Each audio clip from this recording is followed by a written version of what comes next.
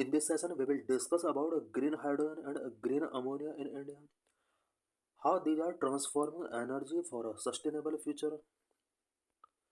Lecture is important for GS paper 2, GS paper 3 for prelims and for mains. Andhra Pradesh Chief Minister has declared Kakinada as the green hydrogen valley of India. The first production of green ammonia is expected by 2027. Recently Andhra Pradesh chief minister ने काकीनाडा को green hydrogen valley of India के तौर पर declare किया है।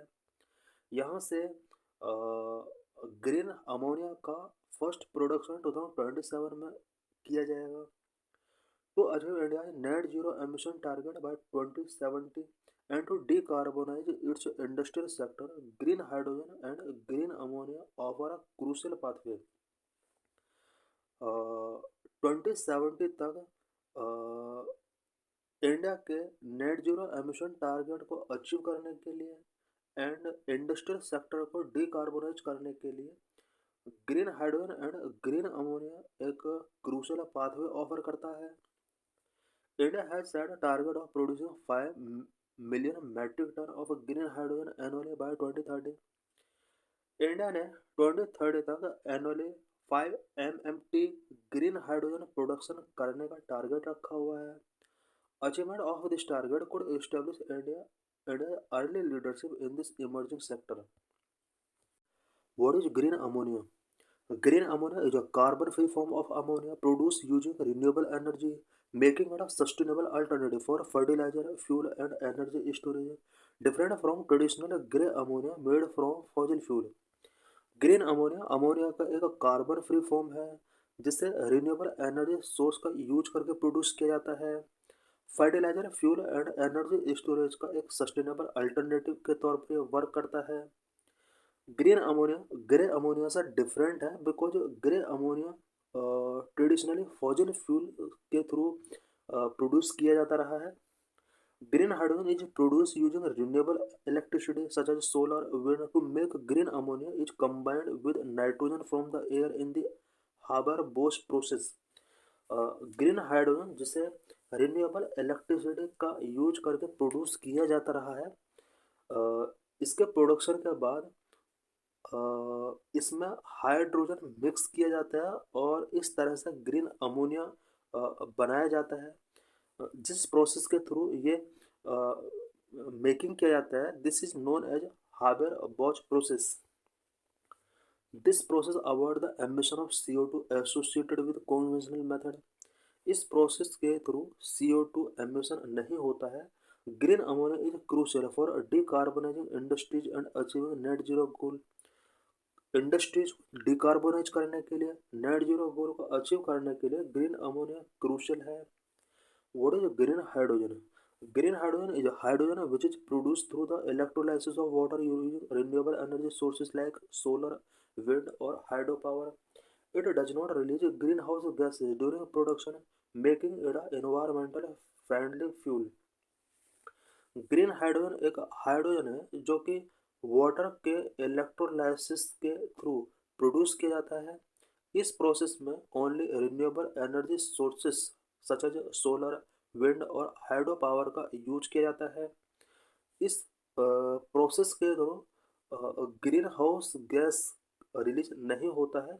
यही वजह है कि green hydrogen environmental friendly fuel है। Green hydrogen is a tasteless, colorless, odorless, non-toxic and highly combustible gaseous substance. It is the simplest, lightest and most abundant element in the universe. In a green hydrogen, the term green refers to the method of production which involves the use of renewable energy sources like wind, solar or hydel power for electrolysis. Green hydrogen का term green method of production को refer करता है, जो कि show करता है कि only renewable energy sources like wind, solar और हाइडल पावर का यूज इलेक्ट्रोलाइसिस प्रोसेसिंग में किया जाता है। Electrolysis process split water into hydrogen and oxygen without emitting greenhouse gases. Electrolysis process में वाटर हाइड्रोजन एंड ऑक्सीजन में स्प्लिट हो जाता है और इस प्रोसेस के during green house gases emit नहीं होता है। How is green hydrogen different from grey and blue hydrogen? Grey and blue hydrogen से ग्रीन हाइड्रोजन किस तरह डिफरेंट है? Grey hydrogen is the produced from fossil fuel like coal or natural gas, releasing greenhouse gases during production. Grey hydrogen uh, fossil fuel such as coal and natural gas से produce की जाती है और इसके production के during green house gases release होती हैं. Blue hydrogen is also produce from fossil fuel but with carbon capture and storage technologies. Blue hydrogen भी फॉसिल फ्यूल से ही प्रोड्यूस की जाती हैं बट कार्बन कैप्चर इसमें किया जाता है एंड स्टोरेज टेक्नोलॉजी इसमें फॉलो की जाती हैं.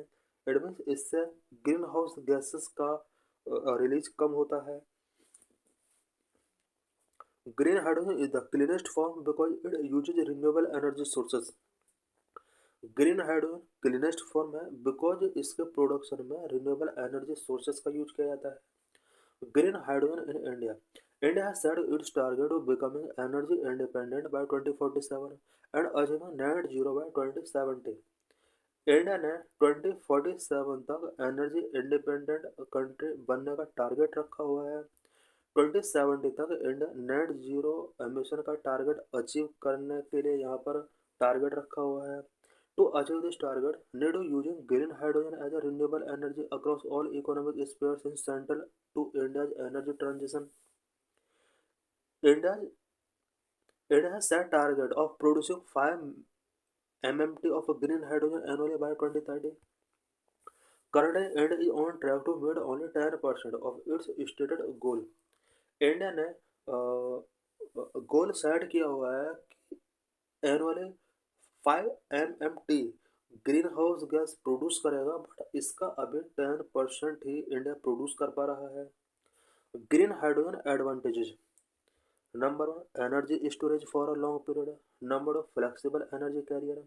Number 3 monetary benefit. Number 4 reduced emission. Number 5 global dominance. Number of energy storage for a long period. Green hydrogen can be stored for a long period, which make it suitable for grid stability by providing energy when renewable sources are intermittent. Green hydrogen को long period तक के लिए store करके रखा जा सकता है and यही वजह है कि ग्रीन हाइड्रोजन सूटेबल है और ग्रिड स्टेबिलिटी के लिए ये एक इम्पोर्टेंट एनर्जी है. Number of flexible energy carrier. Hydrogen can be used for various energy applications such as integrating renewable energy sources, industry and transportation. Renewable energy sources industries and transportation को integrate करने के लिए green hydrogen का use किया जा सकता है. Number 3 monetary benefit.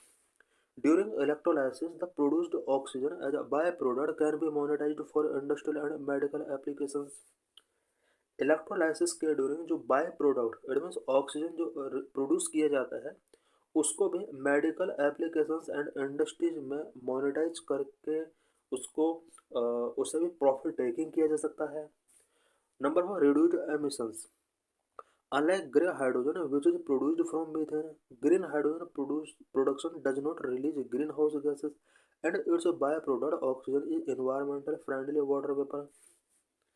Grey hydrogen जो कि मीथेन के थ्रू प्रोड्यूस किया जाता है, ग्रीन हाइड्रोजन उससे डिफरेंट है. ग्रीन हाइड्रोजन के प्रोडक्शन के during green house gases release नहीं होती हैं और बाय प्रोडक्ट ऑक्सीजन जो कि एनवायरमेंट फ्रेंडली वाटर वेपर है. Number 5 global dominance. Several countries are doing experiment of blending green hydrogen with natural gas for power generation, industrial applications and residential use. Issues and challenges before green hydrogen. Green hydrogen के production से related क्या क्या issues हैं India में, क्या क्या challenges हैं. Number 1 high cost of production. Number 2 high energy consumption. Number 3 safety concern. Number 4 need to develop infrastructure. Number 6 energy storage. Number 7 dependency on renewable energy sources. Number 8 public acceptance. Number of high cost of production. The production of green hydrogen through electrolysis by using renewable energy sources is more expensive, making hydrogen production costlier. Number of high energy consumption. Green hydrogen production require more energy than other fuels. Number 3, safety concern. Hydrogen is highly flammable and volatile. Need extensive safety measures to prevent explosions and leaks. To develop the development of proper safety regulations and protocol is crucial to ensure the safe handling and storage of green hydrogen. Number 4, need to develop infrastructure. For production, storage and distribution of green hydrogen, it requires the development of a robust infrastructure. Number 6, energy storage. The development of effective energy storage solution is important to enable the widespread adoption of green hydrogen. Energy storage solutions like batteries and hydrogen storage can store excess energy and provide a constant supply of green hydrogen. Number 7, dependence on renewable energy sources. Green hydrogen production is dependent on renewable energy sources like solar, wind, and hydropower.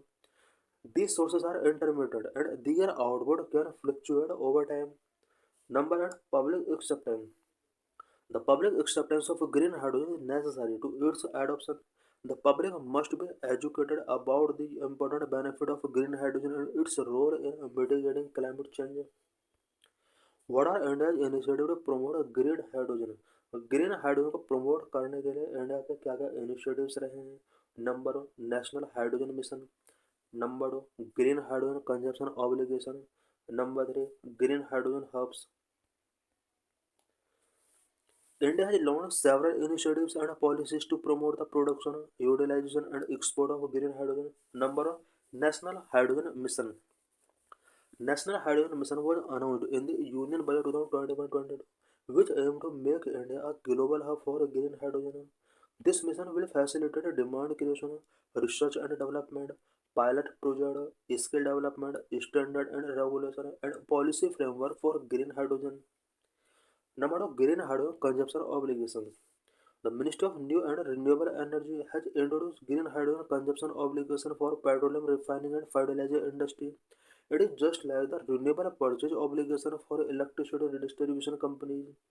These obligations will require these industries to consume a certain percentage of green hydrogen in their overall hydrogen consumption. Number 3, green hydrogen hubs. The MNRE has identified regions that can facilitate a large-scale production of green hydrogen and develop them as green hydrogen hubs. Green hydrogen applications. Green hydrogen के क्या क्या applications हैं? Number 1, wide range of applications. Number 2, transportation. Number 3, energy storage and grid integration. Number 4, industrial applications. Number 5, residential and commercial applications. Number 6, hydrogen blending. Number 7, hydrogen trade. Number 1, wide range of applications. Green hydrogen has a wide range of applications in various sectors, making it a versatile and valuable resource in the transition toward a carbon neutral and sustainable future. Number 2, transportation. Green hydrogen can fuel cell electric vehicles (FCEVs), which can offer a long driving range and faster refueling times compared to battery electric vehicles. It can also power ships, trains, and aeroplanes, which is a cleaner alternative to traditional fossil fuels. Number 3, energy storage and grid integration. Green hydrogen can also store excess renewable energy from intermittent sources like solar and wind. It can be converted back into electricity when needed, which help to balance the energy grid and ensure energy security. Number 4, industrial applications. In the steel industry, green hydrogen can replace coal-based process, help in reducing emissions. It can also replace fossil fuels used in the production of ammonia. Number 5, residential and commercial application. Green hydrogen can generate electricity for buildings through fuel cell and can be used for cooking and heating, which lead to replacing natural gas and other fossil fuels. Number 6, hydrogen blending. Green hydrogen can be blended with natural gas and reducing the carbon footprints of natural gas consumption. Number 7, hydrogen trade. Countries with sufficient renewable energy resources can produce green hydrogen for export. They can create new economic opportunities and strengthening global energy security. This is PYQ related to this.